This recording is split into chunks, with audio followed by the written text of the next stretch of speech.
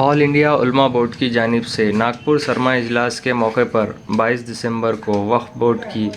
13 मुतालबात को लेकर धरना आंदोलन किया गया। उलमा बोर्ड की जानिब से हर साल मानसून और सरमा इजलास मुंबई और नागपुर में वक्फ बोर्ड के मुतालबात को लेकर धरना आंदोलन के ज़रिए हुकूमत से मुतालबात किए जा रहे हैं, जिनमें काबिल ज़िक्र वक्फ इमलाक का पूना और परभनी से सर्वे का काम जारी है। इस साल भी महाराष्ट्र रियासती वक्फ बोर्ड के 13 मुतालबात को लेकर 22 दिसंबर को यशवंत स्टेडियम नागपुर में सुबह 11 बजे से मुतालबाती धरना आंदोलन बोर्ड के मौके के कौमी नायब सदर सीनियर सहाफ़ी नायाब अंसारी की रहनुमाई में हुआ। इस धरना आंदोलन में महाराष्ट्र रियासती सदर मौलवी उस्मान रहमान शेख, रियासती जनरल सेक्रेटरी मोहम्मद शहाबुद्दीन सौदागर के अलावा पूरे महाराष्ट्र से ऑल इंडिया उलमा बोर्ड के ज़िला शहर तालुका सदरों ने कसीर तादाद में शिरकत की। इस मौके पर महाराष्ट्र स्टेट वक्फ बोर्ड के चेयरमैन जनाब वजाहत मिर्ज़ा यशवंत स्टेडियम आए और मेमोरेंडम को कबूल करते हुए वक्फ बोर्ड के मुतालबात पर जल्द अज जल्द काम करने की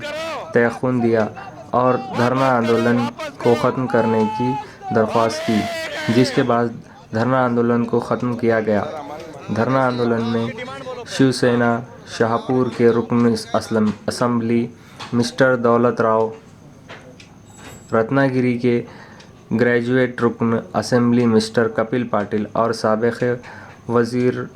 अलहाज अनीस अहमद ने भी खुसूसी तौर पर शिरकत की।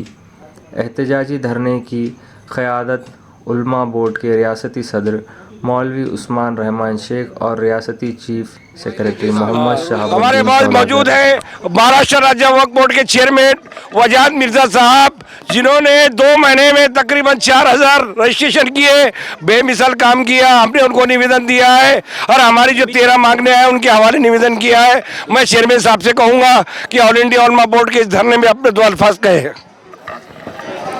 ऑल इंडिया उलमा बोर्ड, मुझे पता चला कि ये पिछले करीब 3 या 8वां धरना है। हाँ, ये 8वां धरना है और काफ़ी दिन से ये इनकी जो मांग डिमांड्स है बिल्कुल सही है। महाराष्ट्र वक्फ बोर्ड में बहुत से सुधार के बारे में इन्होंने सजेशन दिए हैं और मैं आपके चैनल के माध्यम से इन उलमा हज़रात के माध्यम से बताना चाहता हूँ कि वक्फ बोर्ड इस मामले में बहुत संजीदा है और बहुत हम इस पे कोशिश कर रहे हैं कुछ काफ़ी सुधार लाने के लिए, और अल्लाह का करम है कि इसमें अभी काफ़ी सुधार आ रहा है। कुछ हमारे साथियों ने बहुत से ये डिमांड पूरी दी है, इसके ऊपर हम पूरा ईमानदारी से गौर करेंगे और आपको भरोसा दिलाता हूँ इंशाअल्लाह ताला जो भी इसमें मुमकिन डिमांड पूरी करने की जो भी पॉसिबल है इंशाअल्लाह हम 1 महीने के अंदर इसको पूरा करेंगे। ये आपको ख़ास तौर पे मैं भरोसा दिलाता हूँ। और बताना चाहता हूँ कि बिल्कुल सही कहा कि कुछ डिमांड ऐसी हो है जी कि यहाँ से समझ लो किसी को नागपुर से या गोंदिया से औरंगाबाद जाना है तो बड़ा लंबा सफ़र तय करना पड़ता और वहाँ आने जाने में बहुत अखराजात होते, खर्च होता है। बिल्कुल मैं आपके बात से इत्तेफाक रखता हूँ और पूरी तरह सहमत हूँ, लेकिन अभी हम इसमें नई सिस्टम लाने जा रहे हैं। इंशाल्लाह 15 दिन या महीने भर के अंदर रजिस्ट्रेशन के लिए या इसके लिए ऑनलाइन पद्धत लाने हम जा रहे हैं। आपको वहाँ जाने की ज़रूरत नहीं पड़ेगी, इंशाल्लाह ऑनलाइन आपका रजिस्ट्रेशन की प्रोसेस होंगी, ये आपको मैं ख़ास तौर पे भरोसा दिलाता। और इसके अलावा भी कि बिल्कुल सही कहा कि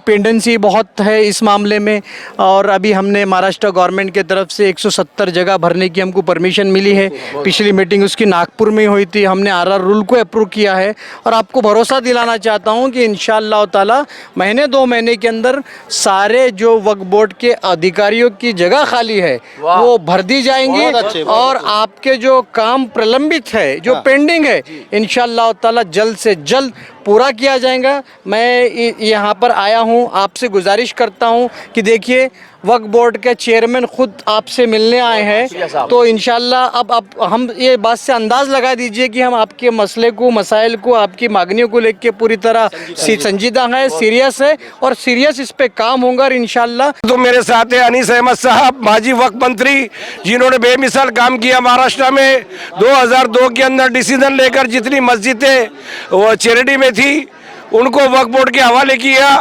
अल्लाह उनकी जान माल में बरकत दे। मैं अनीस अहमद साहब से कहूँगा कि अभी आप हमारे जो एवं अधिवेशन 2022 को हम कर रहे हैं ऑल इंडिया वक्फ बोर्ड की तरफ से, उन्होंने यहाँ पर आकर हमें विजिट दी, यहाँ पाटिल साहब भी आकर गए, और मैं अनीस अहमद साहब से कहूँगा कि वो हमारे जो मुतालबात है उसके ऊपर रोशनी डालें और हुकूमत तक हमारी आवाज़ को पहुँचाए।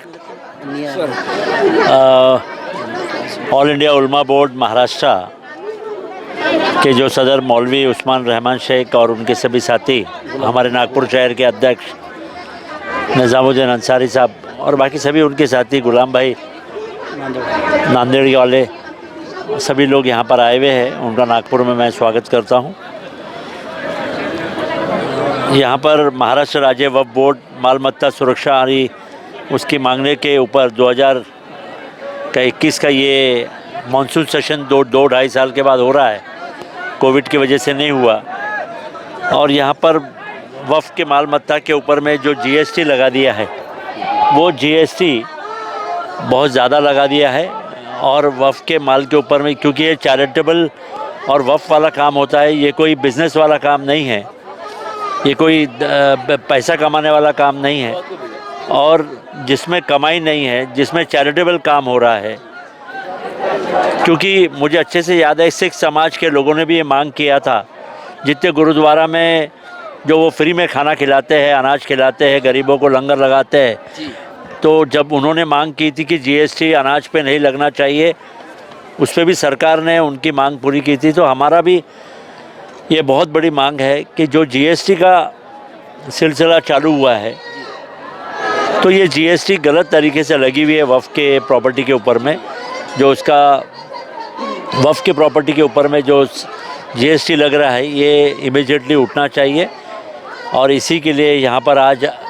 नागपुर अधिवेशन में सब लोग धरने पे बैठे हैं। नागपुर शहर के अध्यक्ष